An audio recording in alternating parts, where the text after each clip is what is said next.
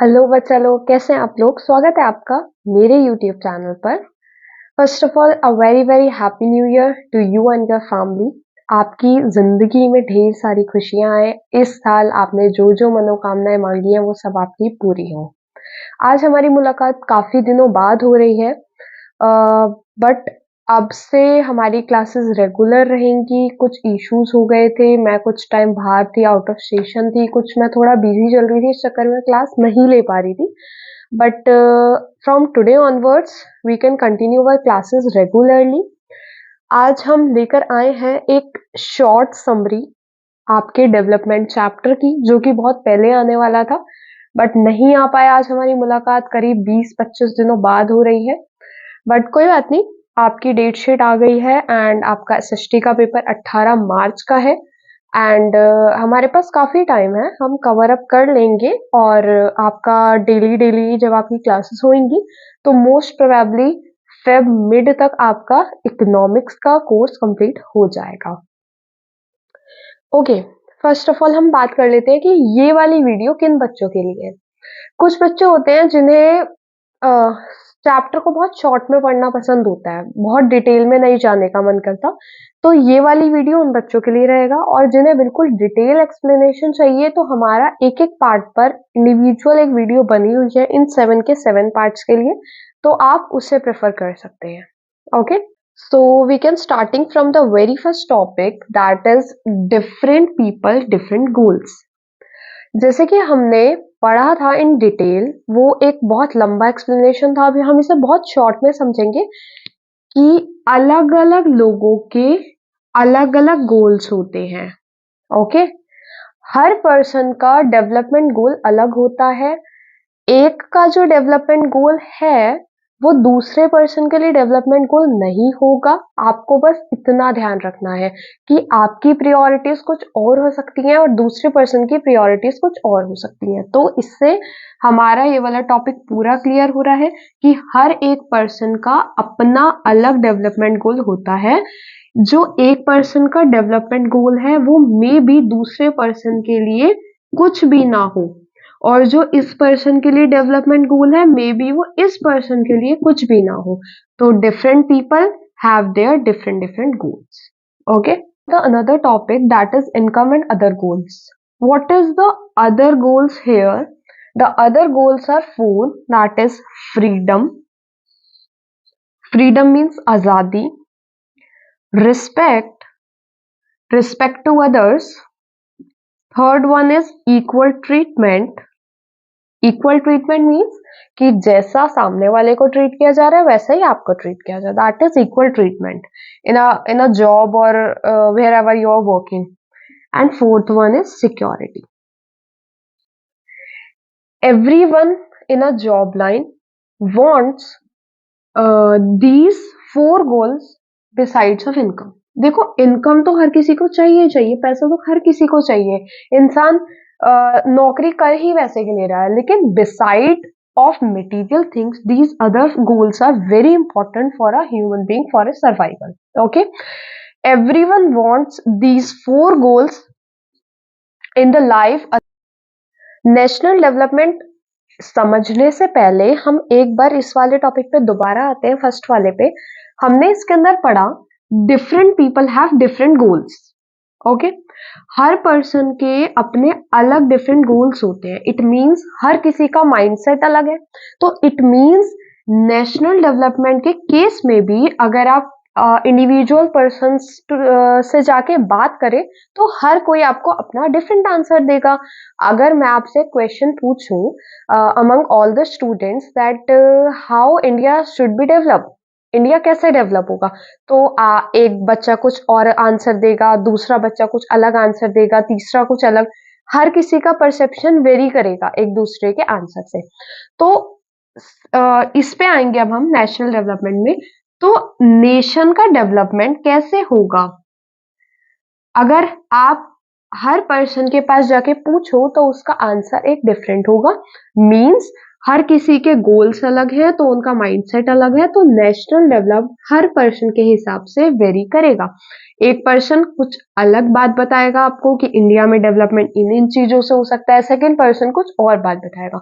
तो डिपेंड करेगा कि कौन सा वाला लॉजिक, कौन से वाला परसेप्शन ज्यादा इंपॉर्टेंट है, उसके बेसिस पे डिसाइड किया जाएगा कि नेशन का डेवलपमेंट कैसे है। तो next topic is how to compare different countries और स्टेट।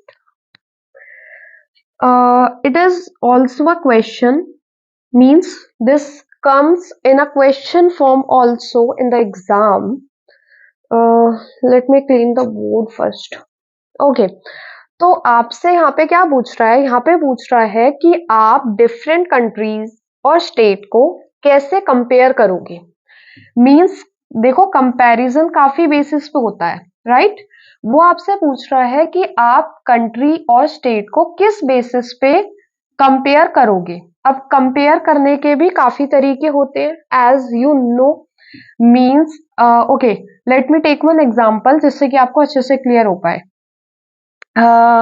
हम एक क्लास में गए, उसमें 30 बच्चों की स्ट्रेंथ है, ओके, और हमें उन्हें कंपेयर करना है। तो डिपेंड करेगा कि हम उन्हें कंपेयर किस बेसिस पे कर रहे हैं। लाइक पढ़ाई के बेसिस पे कर रहे हैं, स्टडीज में कौन कितना अच्छा, इस बेसिस पे कंपेयर कर रहे हैं, या फिर स्पोर्ट्स के बेसिस पे कंपेयर कर रहे हैं। तो डिपेंड करेगा ना। तो इसके अंदर क्या पूछ रहा है कि हम कंट्री और स्टेट को किस बेसिस पे कंपेयर करेंगे। तो काफी सारे ओपिनियंस आए लोगों के, तो एट लास्ट ये डिसाइड किया गया कि income is the most important one two compare any country और स्टेट। मींस इनकम को प्रायोरिटी दी गई कि इनकम के बेसिस पर हम कंट्रीज और स्टेट को कंपेयर करेंगे। Okay, now if I am asking that what is the income of a country, अगर आपको एक कंट्री की इनकम निकालनी है तो आप कैसे निकालोगे। तो इनकम किससे बनती है, all the resident of a country, all the residents of a country, आप उन सबकी इनकम को प्लस कर दें तो वो इनकम ऑफ अ कंट्री कहलाएगी। ओके, मींस फॉर एग्जांपल एक कंट्री में 3 लोग हैं। I know that's not possible, but we are just taking an example.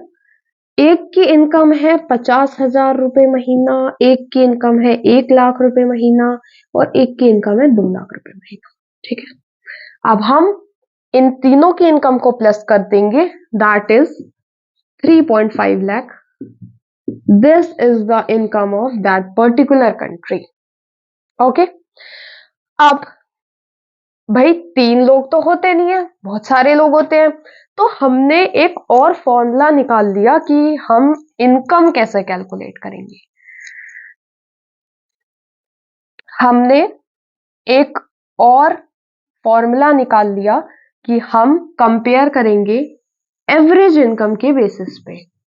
हम कंट्री और स्टेट को एवरेज इनकम के बेसिस पे कंपेयर करेंगे। नाउ एवरेज इनकम निकलेगी कैसे, टोटल इनकम को जब हम डिवाइड कर देंगे नंबर ऑफ पर्सन से, जो निकल के आएगी वो हमारी एवरेज इनकम हो जाएगी। एवरेज इनकम का एक नाम और होता है, that is per capita income. Per capita income एक नंबर में पूछ सकता है एवरेज इनकम का दूसरा नाम क्या है, तो एवरेज इनकम का दूसरा नाम होता है पर कैपिटा इनकम। चाहे इस नाम से बोलो चाहे इस नाम से बोलो, बात एक ही है। तो हमने क्या डिसाइड किया कि अगर आपको किसी भी कंट्री को या स्टेट को कंपेयर करना है तो वो आप एवरेज इनकम के बेसिस पे करोगे कि कौन सी कंट्री कितनी डेवलप है, वो हमें एवरेज इनकम को देखकर पता चल जाएगा। कंट्री की एवरेज इनकम, दैट्स द क्राइट। हम कुछ भी डिटेल में नहीं जाने वाले हैं क्योंकि ये सेम है जो हमने पढ़ा था इनकम एंड अदर गोल्स के जैसे ही। इसके अंदर भी वही 4 गोल्स की बात हुई है।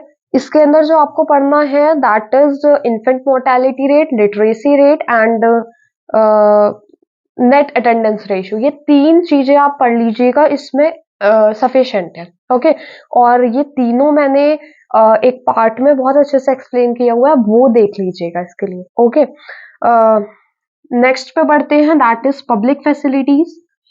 पब्लिक वर्ड जहाँ पे भी आ जाए, सीधा सीधा मतलब गवर्नमेंट से होता है, गवर्नमेंट की फैसिलिटीज।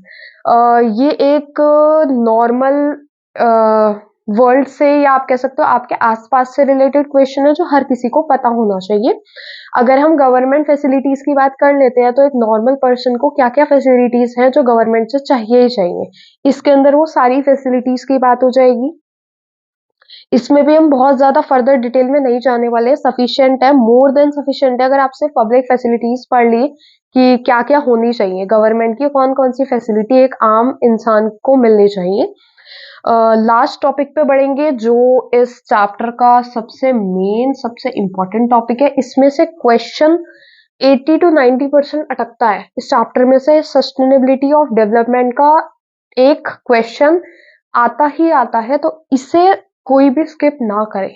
इस वाले पार्ट को, इस वाले टॉपिक को कोई भी छोड़ के ना जाए। Sustainability of development, how sustainability is somehow to maintain the consistency of development। अगर आप चाहते हैं जितना हमारा देश आज डेवलप है आगे भी रहे, तो उसके लिए आपको क्या करना होगा, बचत करनी होगी रिसोर्सेज की। जितनी आज प्रेजेंट जनरेशन के पास रिसोर्सेज हैं, उतना ही फ्यूचर जनरेशन के पास भी रहे, तो उसके लिए आपको थोड़ा सा संभल के रिसोर्सेज को यूज करना पड़ेगा। बिकॉज दो तरह की रिसोर्सेज होती हैं, renewable and non renewable. Renewable resources वो होती हैं जो दोबारा रिन्यू हो जाती हैं, एंड नॉन रिन्यूएबल रिसोर्सेज वो होती हैं जो दोबारा रिन्यू नहीं होती, जिन्हें मिलियन ऑफ ईयर लग जाते हैं दोबारा से बनने में, और जो कि बहुत लंबा प्रोसेस होता है। अगर कोई इस जनरेशन का बच्चा है तो वो उस रिसोर्स को तो दोबारा नहीं देख पाएगा। तो बेटर है रिसोर्सेस को इस तरीके से यूज किया जाए कि वो हमारे फ्यूचर जनरेशन के लिए भी सेफ रहे। बहुत से साइंटिस्ट वार्निंग दे चुके हैं कि रिसोर्सेस आने वाले टाइम में खत्म हो जाएंगी, जैसे कि पेट्रोल ही देख लीजिए, क्रूड ऑयल। इसीलिए अब इलेक्ट्रॉनिक स्कूटीज चल पड़ी हैं, कार आ रही हैं धीरे धीरे, कि पेट्रोल का यूज कम से कम हो, एनवायरनमेंट फ्री बनाया जाए, पॉल्यूशन फ्री बनाया जाए हमारे देश को, उसके लिए भी। ठीक है, तो सस्टेनेबिलिटी ऑफ डेवलपमेंट में इतना ही याद रखना है आपको कि दो तरह की रिसोर्सेज है, one is renewable and another one is non renewable. तो रिन्यूएबल रिसोर्सेज वो होती हैं जो दोबारा रिन्यू हो जाती हैं इजीली, नॉन रिन्यूएबल वो होती हैं जिन्हें बहुत मिलियन ऑफ ईयर लग जाते हैं दोबारा से क्रिएट होने में। तो रिसोर्स को इस तरीके से यूज किया जाए कि वो वेस्ट ना हो, वो एफिशिएंटली यूज हो, और उसका कोई भी गलत या कोई भी ज्यादा इस्तेमाल ना किया जाए, अननेसेसरी यूज ना किया जाए। So that's all about the chapter development. हमारा ये चैप्टर आज कंप्लीट हो गया, हमारी शॉर्ट समरी थी। आपको जो भी नोट्स वगैरह चाहिए होंगे वो मैं आपके एग्जाम से 10-12 दिन पहले प्रोवाइड करवा दूंगी। पहले हम चैप्टर्स को समझ लेते हैं, ये आज हमारा फर्स्ट हो गया, अब हम सेकंड की तरफ बढ़ेंगे। एंड धीरे धीरे मैं 9th क्लास की वीडियोस भी लेकर आऊंगी, क्योंकि 9th क्लास के बच्चों की काफी क्वेरीज आ रही थी कि मैम 9th की वीडियोस भी लेकर आओ। बट मेरा फोकस मेनली 10th क्लास के साथ रहेगा, क्योंकि बोर्ड की क्लास ज्यादा इंपॉर्टेंट है, आपको ज्यादा नीड है वीडियोस की। Okay, so thank you very much. If you like it, please do share with your friends, subscribe my channel. Thank you.